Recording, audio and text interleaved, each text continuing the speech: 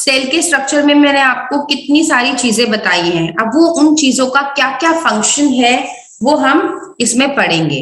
Plasma membrane, nucleus, ये किस चीज के बने होते हैं, इनका क्या स्ट्रक्चर होता है, इनमें इनके क्या क्या फंक्शंस होते हैं, वो सब पढ़ेंगे हम।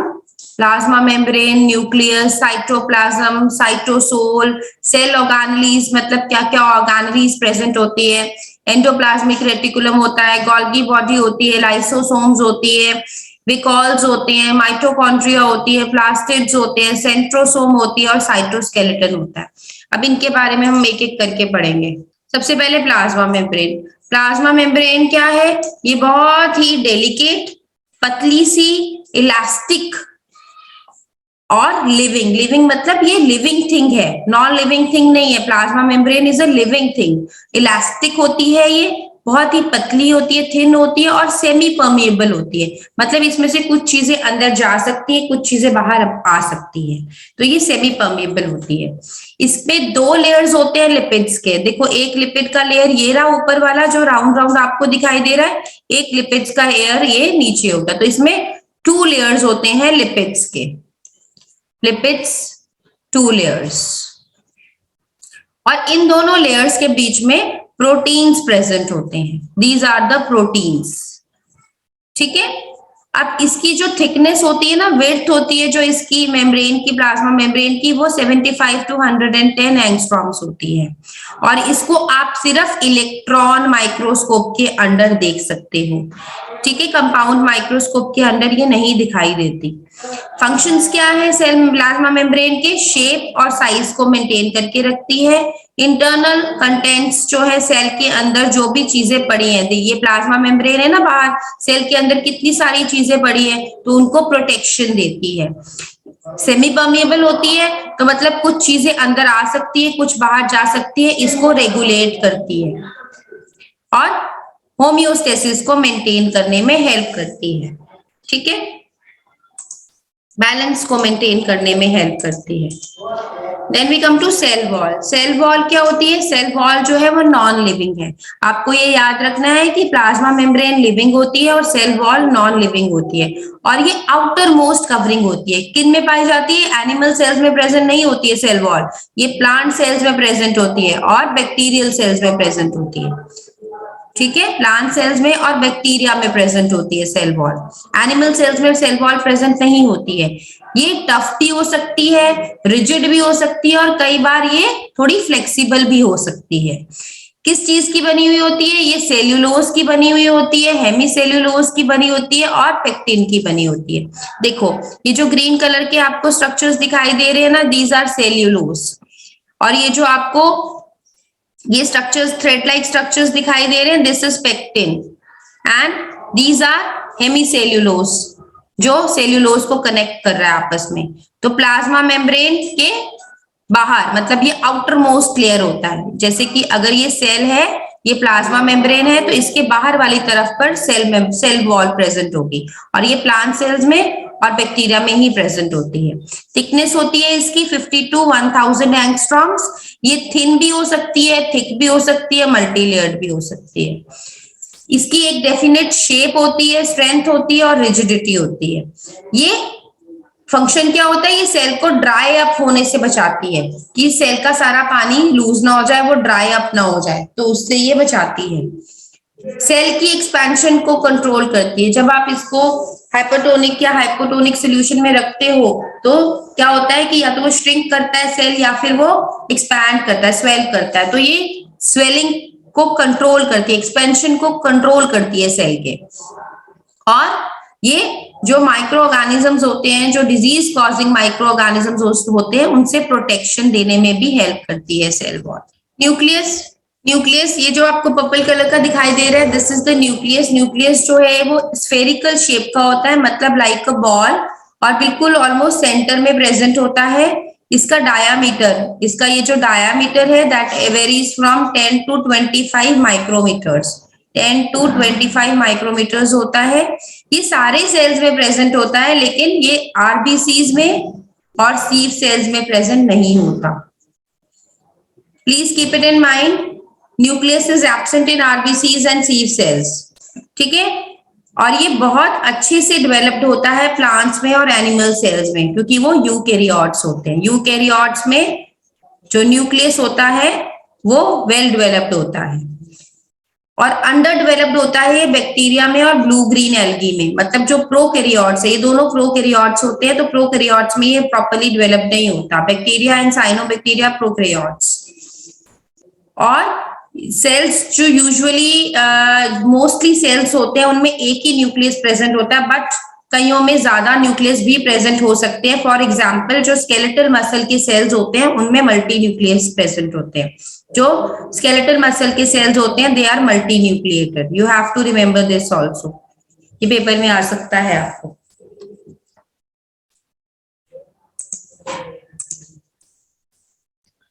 Then we come to nucleus के दो लेयर्स होते हैं। दो लेयर्स होते हैं, डबल लेयर कवरिंग होती है इसमें न्यूक्लियर मेम्ब्रेन की। न्यूक्लियर मेम्ब्रेन में ये देखो, ये न्यूक्लियर मेम्ब्रेन है, ये देखो ये डबल लेयर न्यूक्लियर मेम्ब्रेन होती है। इसमें छोटे छोटे से न्यूक्लियर पोर्स होते हैं, ठीक है। और इसके बीच में एक लिक्विड सब्सटेंस होता है जिसको हम न्यूक्लियोप्लाज्म कहते हैं। ये आपके पेपर में क्वेश्चन आता है कि जो फ्लूइड लाइक स्ट्रक्चर न्यूक्लियस के अंदर प्रेजेंट होता है उसको क्या कहा जाता है, उसको न्यूक्लियोप्लाज्म कहा जाता है, ठीक है। और न्यूक्लियर मेम्ब्रेन के जो पोर्स हैं इनका डायामीटर कितना होता है, 80 to 100 माइक्रोमीटर्स, 80 to 100 माइक्रोमीटर्स। अभी न्यूक्लियस के बिल्कुल सेंटर में एक और स्फेरिकल बॉडी प्रेजेंट होती है जिसको न्यूक्लियोलस कहा जाता है, ओके। तो न्यूक्लियोलस जो है वो न्यूक्लियस के बीच में प्रेजेंट होता है। न्यूक्लियोप्लाज्म जो है वो जो लिक्विड प्रेजेंट होता है, जो फ्लूइड प्रेजेंट होता है न्यूक्लियस में, उसको न्यूक्लियोप्लाज्म कहते हैं। और ये जो क्रोमैटिन है ये जेनेटिक मटेरियल है। ये क्रोमैटिन जो है वो कंडेंस होकर क्रोमोसोम्स बनाता है, और क्रोमोसोम्स के ऊपर जीन्स प्रेजेंट होते हैं। तो न्यूक्लियस के अंदर क्या क्या चीजें होती हैं, जीन्स प्रेजेंट होते हैं, क्रोमोसोम्स प्रेजेंट होती है, क्रोमैटिन प्रेजेंट होते हैं, न्यूक्लियोप्लाज्म प्रेजेंट होता है, और वो न्यूक्लियर मेम्ब्रेन से कवर्ड होता है, double layer of nuclear membrane से, ओके। अब ये जो क्रोमैटिन फाइबर्स होते हैं किस चीज के बने हुए होते हैं, ये होते हैं डीएनए के बने हुए। डीएनए मतलब डीऑक्सीराइबोन्यूक्लिक एसिड, डीऑक्सीराइबोन्यूक्लिक एसिड। और प्रोटीन कौन सा होता है इसमें, हिस्टोन प्रोटीन। आपको याद रखना है कि क्रोमैटिन फाइबर्स जो है वो डीऑक्सीराइबोन्यूक्लिक एसिड के बने होते हैं, और इनमें प्रोटीन हिस्टोन होता है। अब ये जो फाइबर्स है ना ये कंडेंस होके क्रोमोसोम्स बनाते हैं। जब सेल डिवीजन होनी होती है तो क्रोमोसोम्स किससे बनते हैं, वो इनसे बनते हैं।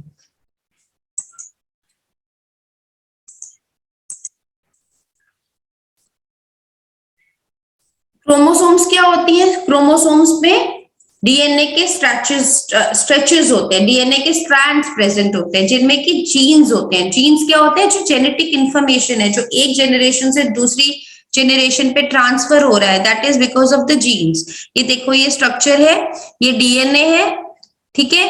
अब ये जो डीएनए के स्ट्रैंड्स है इन्होंने मिलके क्या बनाया, इन्होंने जीन्स, इसके ऊपर जीन्स प्रेजेंट है, तो ये कंडेंस होकर हिस्टोन प्रोटीन के साथ मिलकर ये ऐसे क्रोमोसोम्स बना लेते हैं, got it.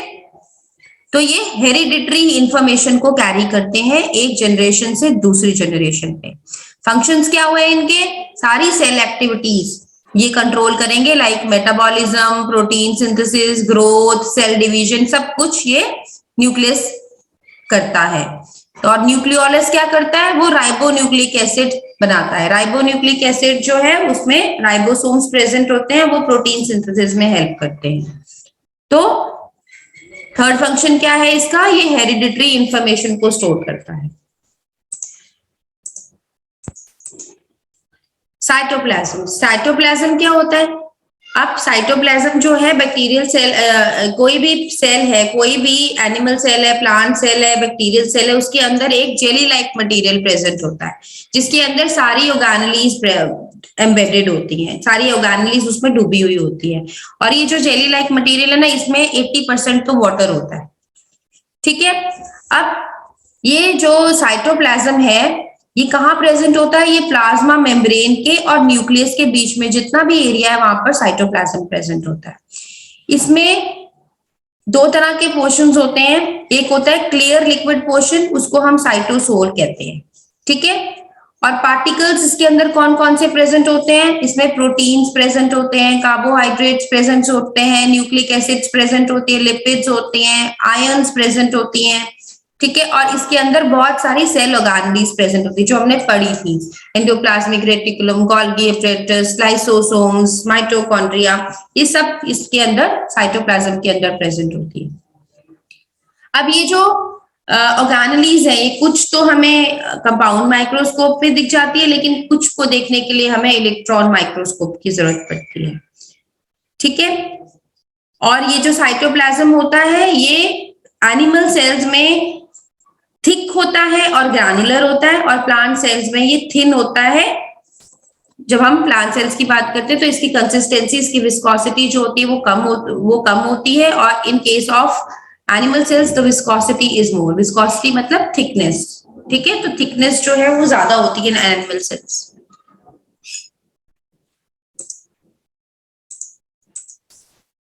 Endoplasmic reticulum, endoplasmic reticulum क्या होता है, ये एक ट्यूबुलर और वेसिकुलर स्ट्रक्चर्स हैं जो एक दूसरे से कनेक्टेड होते हैं। ये देखिए आप एंडोप्लाज्मिक रेटिकुलम की फोटोग्राफ देखो, कैसे ट्यूब्यूल लाइक स्ट्रक्चर्स है, ये देखो ट्यूब्स बनी हुई है ना, ये आपस में इंटरकनेक्टेड है, ठीक है। और इसका कुछ पार्ट जो है वो न्यूक्लियर मेम्ब्रेन से भी कनेक्टेड होता है, ये न्यूक्लियर मेम्ब्रेन से भी जुड़े हुए होते हैं, और कुछ पार्ट इनका जो है वो सेल मेम्ब्रेन से कनेक्ट होता है, मतलब बाहर वाली प्लाज्मा मेम्ब्रेन से, ठीक है। प्लाज्मा मेम्ब्रेन से भी कनेक्टेड होते हैं, न्यूक्लियस से भी कनेक्टेड होते हैं, और ट्यूबुलर स्ट्रक्चर्स होते हैं। अब ये दो तरह का होते हैं, एक होते हैं स्मूथ एंडोप्लाज्मिक रेटिकुलम, एक होते हैं rough endoplasmic reticulum. Smooth endoplasmic reticulum में क्या होगा कि राइबोसोम्स एब्सेंट होंगी, no ribosomes smooth endoplasmic reticulum में। जो रफ एंडोप्लाज्मिक रेटिकुलम है उसमें देखो आपको ये छोटे छोटे छोटे छोटे से राउंड दिखाई दे रहे हैं ना, उभरे हुए structures, these are the ribosomes. तो रफ एंडोप्लाज्मिक रेटिकुलम में राइबोसोम्स प्रेजेंट होती है, they are studied with ribosomes. काम क्या है इसका, ये इंटरनल सपोर्ट देता है। उसके बाद जो रफ एंडोप्लाज्मिक रेटिकुलम है उसमें राइबोसोम्स प्रेजेंट है, तो राइबोसोम्स का क्या फंक्शन होता है, प्रोटीन्स बनाना, तो वो प्रोटीन्स बनाने में हेल्प करता है, ठीक है। और कौन कौन से प्रोटीन्स बनाता है, सिक्रीटरी प्रोटीन्स भी और मेम्ब्रेन के प्रोटीन्स भी। मैंने आपको मेम्ब्रेन का स्ट्रक्चर पढ़ाया था ना, उसमें मैंने आपको बताया था कि लिपिड के दो लेयर्स के अंदर प्रोटीन प्रेजेंट होता है, वो प्रोटीन कहां से आ रहा है, उसको राइबोसोम्स बना रही है, और उसको क्या बोलते हैं, मेम्ब्रेन प्रोटीन, ठीक है। और जो स्मूथ एंडोप्लाज्मिक रेटिकुलम है वो क्या करता है, वो मेम्ब्रेन के लिए लिपिड्स बनाता है। अब मेम्ब्रेन में दो लेयर्स थे लिपिड्स के, और बीच में था प्रोटीन। प्रोटीन कौन बना रहा है, रफ एंडोप्लाज्मिक रेटिकुलम, और स्मूथ एंडोप्लाज्मिक रेटिकुलम क्या बना रहा है, लिपिड्स बना रहा है। और लिवर सेल्स की बात करें तो लिवर सेल्स में जो स्मूथ एंडोप्लाज्मिक रेटिकुलम है वो डिटॉक्सिफिकेशन में हेल्प करता है, ड्रग्स की और पॉइजन्स की। मसल सेल्स में वो कैल्शियम स्टोर करता है। पूरा वीडियो देखने के लिए और लेटेस्ट एग्जाम अपडेट्स जानने के लिए डाउनलोड करें कैरियर डिफेंस स्कूल का एंड्रॉयड ऐप।